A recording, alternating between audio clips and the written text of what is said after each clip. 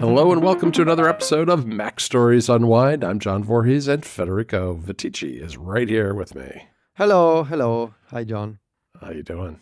I'm good. How are you? Yeah, I'm doing fine. I was just sitting here thinking about how the transcription engine that we use for our YouTube transcribing is really not amazing at our last names. But you know what?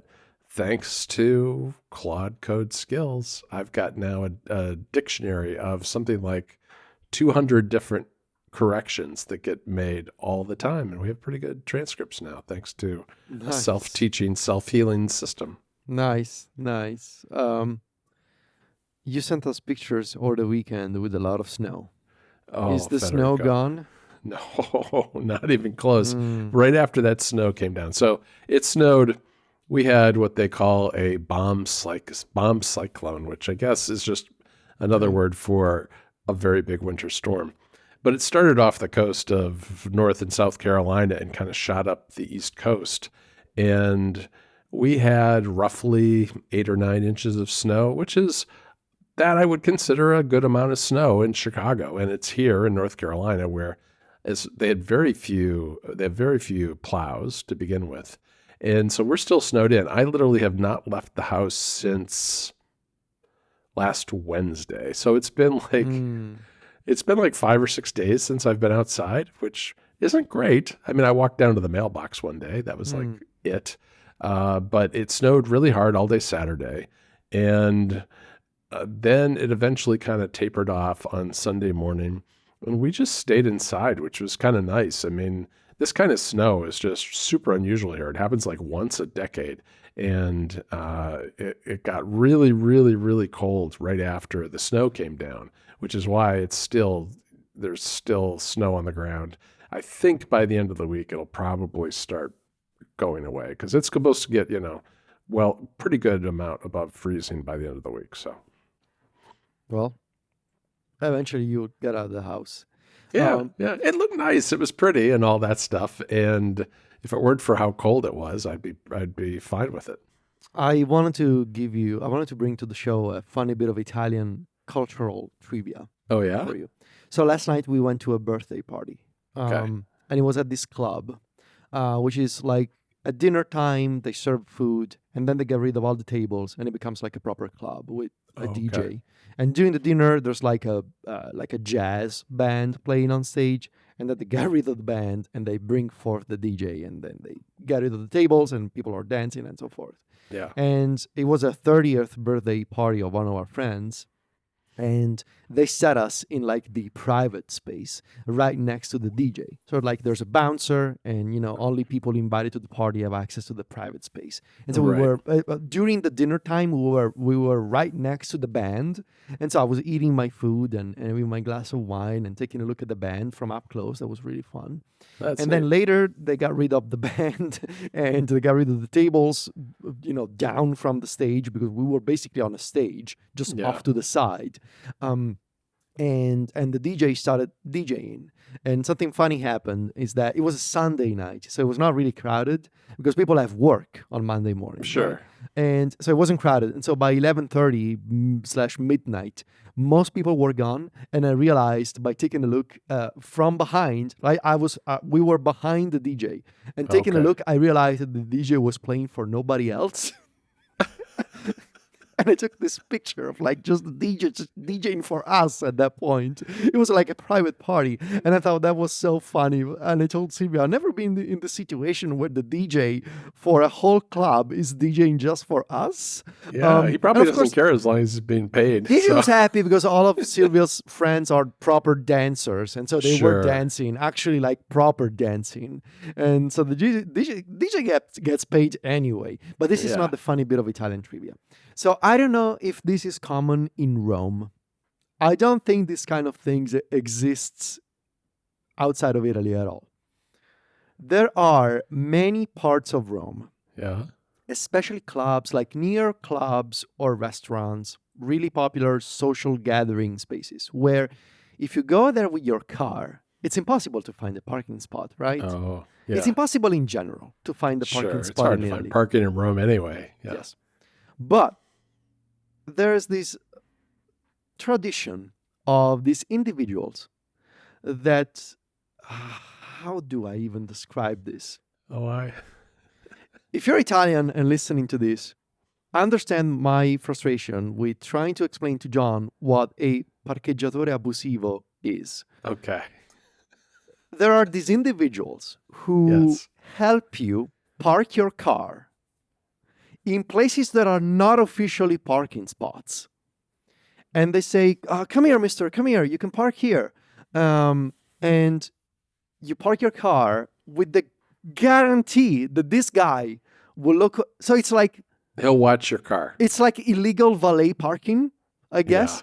Yeah. But the thing is, you're supposed to give him money. Yeah. Like a couple of euros. And last night, we went there, and obviously there was no parking. But I saw the guy. I was like, oh no, I forgot to get some change with me, right? Because I got to give him a few coins, essentially. Yeah. I was like, oh, I forgot to get some extra change for the guy. And he was like, oh, don't worry about it. I thought about it. I have 2 euros. And so I was like, oh, thank God. So we give the guy 2 euros. And the guy's like, do you have any more? Yeah, 2 euros is not great. Not great. It was usually... It's better than nothing. I don't mean to be cheap with these people, but we just had 2 euros. I was like, oh, right. The fear, right? Why do they ask for more money? Because the fear is that by the time you leave the club, this person is gone, and you're gonna find your car keyed or scratched, right? Because they retaliate if they find you a parking spot, but you don't give them something. Do they watch your car while you're in the club?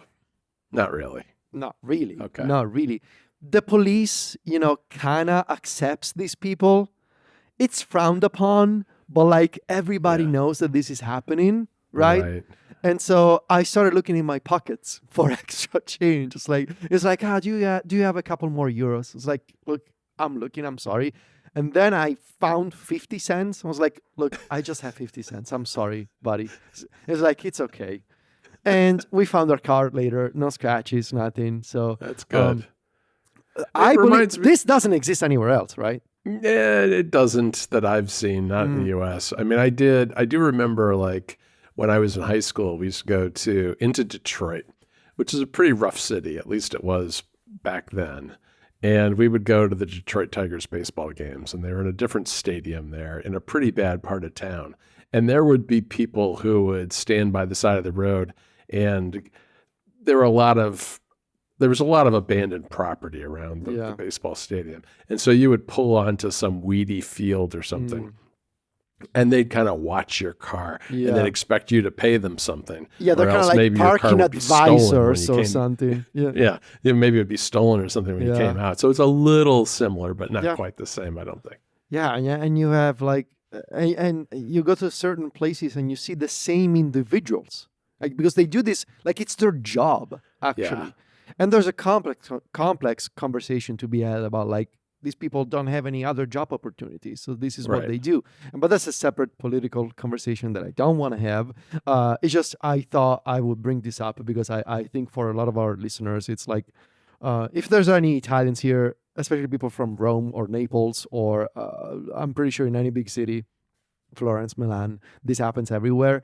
You know what I mean? And it's a funny thing to explain to John. Why, especially if you go out at night in Rome, you gotta have some extra change in your pockets. Yeah. And just having change in your pocket, that's like, I don't remember the last time I had any kind of currency, bills, coins, anything. I mean, I think we have, there was a time. So do you have Aldi in Italy? The grocery shop, Aldi, A-L-D-I. It is in Europe in places. I don't know if it's... I think I've seen it, yeah. Yeah, in any event, in the U.S., they have shopping carts, and their shopping carts... You have to use the coins for the shopping carts. Yes. We still have quarters in our car because we go to Aldi once every couple. It's not super close, but we go there for certain things, and we have to use the coins for the shopping cart. That's I think that is now the only reason we have quarters in like a glove box or something in Jennifer's car. So anyway, I want to start with a pick because... Well, thank you, because I didn't have a pick, so I brought this story. because we're still okay. watching High Potential. We're now up to season 2, but it's the pick from last week, so I thought I would bring a story for you. Okay, I appreciate the story. That was a very good story. You should definitely get on Hijack, which I recommended last week because it is really good. And I think this Wednesday, we're recording this before Friday, but this week will be the 4th episode, I believe, and I've really enjoyed it. But my pick is different.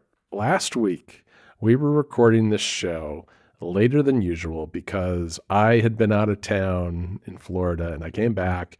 And we recorded Unwind right before we did NPC, and Brendan dropped by. He dropped by for the last 2 minutes of the episode and made a special guest appearance. And I put him on the spot and I asked him to recommend something. And he recommended Culinary Class Wars, which is a Korean reality show, a cooking show. And I thought, this sounds actually kind of interesting. And, as we talked about at the top, I was snowed in all weekend, and my brother-in-law was visiting, and we weren't going anywhere. We weren't going to go out at all. We were just staying home, cooking at home, watching some TV. And I said, you know what? A friend of mine told me about this Korean cooking show. Let's watch that. So we started watching it, and we became obsessed. We watched it. These episodes are long, too. They're like over an hour long, each episode. And it starts with 100 contestants. You've got the white spoons and the black spoons. And the white spoons are the chefs who are established. They're already working in fine restaurants in Korea. The black spoons are the up-and-comers. They're the low-class chefs who are in, like there was a woman who was a very good cook, but she worked in a school cafeteria. And then there was a guy who ran a food truck. And then there was another woman who had this small shop in Seoul. There's just a wide variety of people. And they all have nicknames and they all have backstories that they kind of get through the course of the show. And they pit them against each other, doing all kinds of contests. And it's just the scale of it is incredible because it starts with 100 people.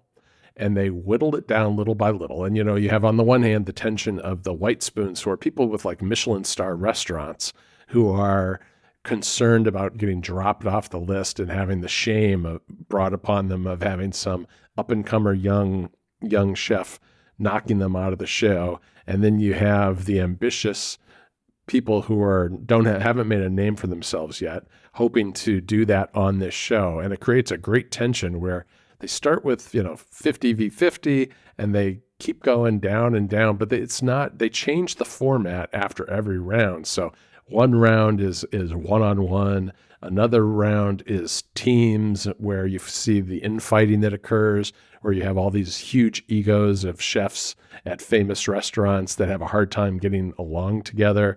Then you have another segment where they have to actually set up a restaurant. There'd be like a team of 4, and they have to figure out what the menu is going to be, how much they're going to charge, go buy the ingredients, come in, run the restaurant for a bunch of content creators, Korean content creators, which was really pretty funny to watch. And so they go through this over and over and over again. Oh, there was another great segment where the judges, there are 2 judges for this whole thing, 2 main judges. The judges were blindfolded, and you got to watch these servers feeding them food spoonful by spoonful while their eyes were shut behind a blindfold. And they couldn't tell if it was like the famous chef or the unknown chef that they were judging. And we have not gotten through all of it yet. We've probably watched 6 hours of this over the weekend. We were watching till pretty late at night because it has great cliffhangers between episodes. And it was just a lot of fun. And the only thing I would say is that you have to get used to or be okay with dubbed narration because it is a Korean TV show. So it's in Korean.